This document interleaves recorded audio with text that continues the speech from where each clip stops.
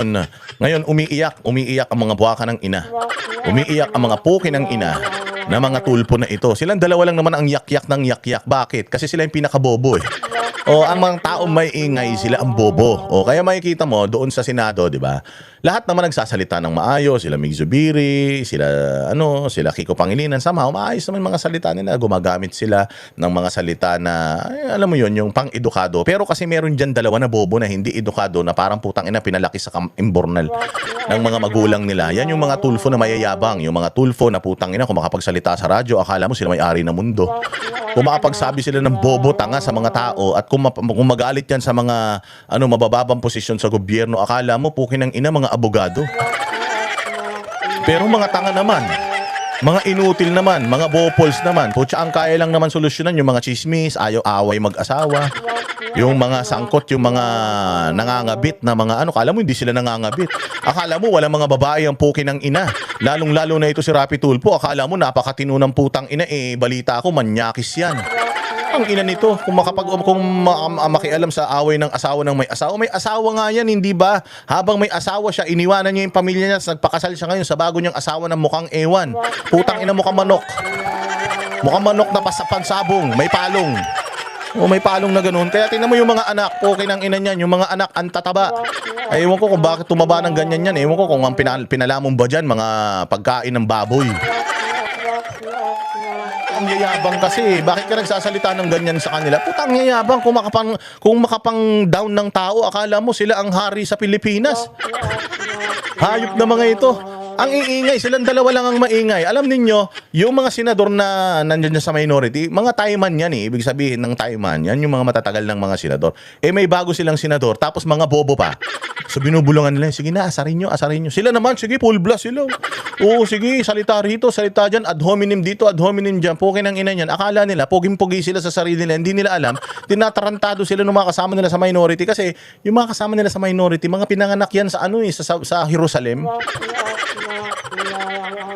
Lumaki mga yan sa Israel. Putang ina yan. Mga santo yung mga yan sila Risa Ontiveros. So hindi sila masyadong nagsasalita ng pangkalsada. Ito putya talagang bakbak sila eh.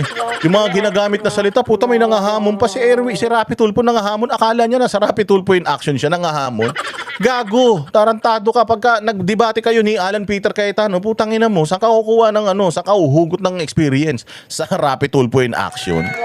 Ilan to mga to anyayabang. Magkapatid na tulpo na to. Buti hindi nanalo yung isang kapatid. Yung nakasalamin, pukin ng ina niya. Kahit natutulog, nakasalamin daw yan. Sobrang tanga niyan. Buti na lang, hindi nanalo yung. Imagine mo kung may nanalo yun. Putang ina, may 3 bobo sa Senado. Pinakabobong magkakapatid sa buong mundo. Pukin ng ina niyan. Sa totoo lang. O, di ba ganyan sila magsalita? O, tapos pag sila ginaganyan, magagalit. O, di ba? Gusto nyo ng barubalan. Kaya nga sabi ko dito kay Alan Peter Cayetano, putang ina, kailangan maging baboy ka na rin. Kapag ganyan ang kalaban mo, putang ina, mga walang prinsipyo, walang utak, mga inutil, tanga, at mga matataas ang tingin sa sarili, putang ina na umunlad lang ng konti buhay. Putya, akala mo kung makapangmaliit na ng tao. At ang matindi na ito, ang binabakbakan nila, putang ina niyan, ang tagal ng senador, abogado. Puta, ano ba tinapos ng mga buwaka ng ina niyan? Wala naman. Ang ina baka nagtapos lang ng mga computer technician, mga puki ng ina niya kung makapagsalita sa mga senador ng mga abogado, ang yayabang, akala mo ang tatalino. We should bend the law. Puking ina mo, bend the law, tapos magsosorry ka pagkatapos kasi bobo ka. Ang ina niyan, kabago-bago nyo dyan sa Senado. Actually, kabago-bago ng party list nyo dyan sa Congress. Putang ina, magnanakaw na kagad yung party list nyo, di umano eh. Mga ulol kayo kung makapagsalita kayo. Tangina dati kung makakampi kayo sa mga Duterte, kung makabati kayo sa mga Duterte, pucha, ngayon biglang nagbago Matapos yung hearing ni Rapi Tulfo sa PCSO, sa smuggling, pukin ng ina, biglang nagbago yung prinsipyo niya. Biglang, ewan ko kung natapalan ng pera yung pagmumukha niya, kaya biglang huminto yung kanyang mga investigasyon, at the same time, biglang nagbago yung kanilang posisyon. Lalong-lalo na to si Erich. Si Erich, ganito ang istorya ng ulol na yan. O, Amerikano yung pukin ng ina niyan. Dinaya niyan yung Amerika, tumanggap ng sweldo, benepisyo. Putang ina yung pala peke dokumento. Mantakin mo man, luloko ka na tao, tapos ang lakas ng loob mo, makapaghamon ka dyan sa Senado. Ulul ka, niloko mo nga yung bansang Amerika, putang ina ka, pinakinabangan mo, tapos umuwi ka dito sa Pilipinas. Pag uwi mo dito sa Pilipinas, putang ina, nakikinabang ka parehas, nakikinabang ka sa benepisyo ng Amerika dahil ang pasaporte mo, Amerikano. Amerikano ka, dinugas mo iba pangalan na sinabi mo, bumili ka ng birth certificate doon, gumamit ka ng ibang identity. So, ibig sabihin, manloloko ka, scammer ka. Dati pa, scammer ka na. Ina nyo, mga kupal kayo. Tapos ngayon, nagpunta yan dito. Sa Pilipinas, binigyan niya ng posisyon ni Pangulong Duterte. Nilagay siya sa isang posisyon. O hindi siya na-confirm. Kahit sa kahit sa administrasyon ni Bongbong. Ginawa siyang DSWD secretary. Hindi siya na-confirm. Bakit? Si Marcoleta, kaya sila galit na galit kay Marcoleta kasi nasa Committee on Appointment si Marcoleta, binisto ni Marcoleta na yan si Erwin Tulfo, hindi Pilipino. Okay nang ina niyan. So hindi yan na-confirm bilang DSWD secretary. Hindi na-confirm yan kasi nga mayroong question patungkol sa kanyang citizenship, hindi siya Pilipino.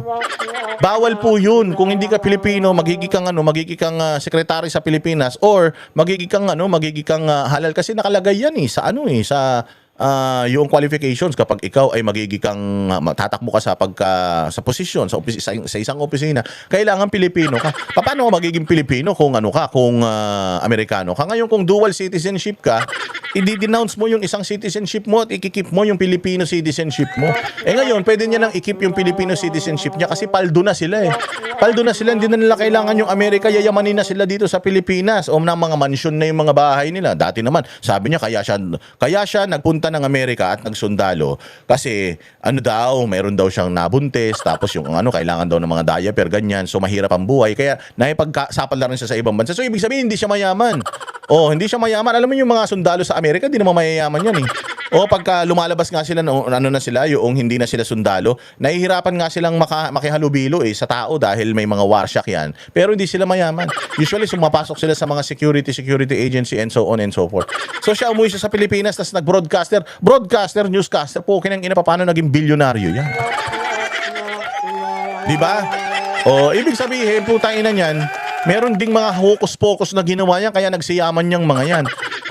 Di ba? Hindi ka ba magko-question? Dati ka lang nakipagsapal lang sa ibang bansa, tapos pag uwi mo dito sa Pilipinas, mayaman ka na. Ayan na, hindi siya natanggap sa DSWD. Anong ginawa ng administrasyon? Putsang ina niyan, yung kanilang party list na corrupt, yung ACT-CIS na party list. Yung ACT-CIS party list na yun, yaan yung may mga yung mga party list representative nila, yung mga YAP, ang apelyido. Putsa mga naka-freeze ng mga asset niyan dahil mga kawatan. Mantakin mo, kasama nyo sa party list, kawatan, putang ina ninyo, tapos nakikialam kayo sa away ng pamilya, away ng may asawa, yung mga kasama nyo pala sa party list magnanakaw. So natanggal yung isang nila party list, kaya siya ang ipinalit. Hindi binoto ng taong bayan, putang inang Erwin Tulfo na yan. Ipinalit lang yan, kaya siya naging congressman. Syempre, utang na loob niya yun sa administrasyon dahil pinayagan siya na gawin yun, pikit mata lahat ng mga congressman, pati nung COMELEC doon sa nangyari na yan. Nilagay siya sa ACT-CIS, tapos congressman siya, nagyabang-yabang siya doon, binababoy nga siya ni Richard Gomez doon tapos ngayon, tumakbo siya na senador kasi nga naman, congressman ka na tapos tumakbo ng senador. Samantalang itong kalaban ni Benny Abante, dyan sa, yung kalaban ni Benny Abante, dyan sa District 6 ng Maynila, nanalo yun sa eleksyon. Pucha yan dahil sa citizenship. Ang tagal ng konsyal nun ang tagal nang naglilingkod sa gobyerno nun. Pucha dahil lang sa citizenship, na tawag dyan, yung na forfeit yung kanyang pagkapanalo at dinagay nga dyan si Abante.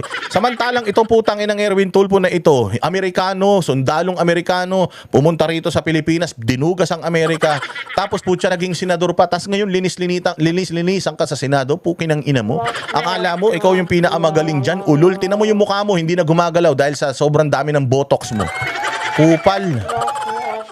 Utang ina nyo, kala nyo mananalo kayo sa amin Kami ang boses ng masa, hindi natatakot.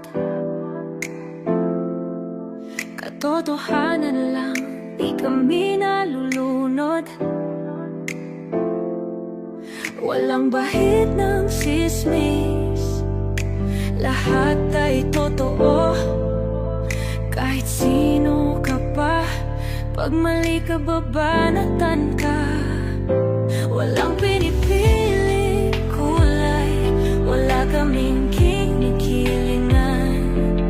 Basta para sa bayan, kami lalaban. Pagdama palakpakan, pag mali banatan. Di matitinag, di matatakot, para sa bayan tuloy ang sigaw.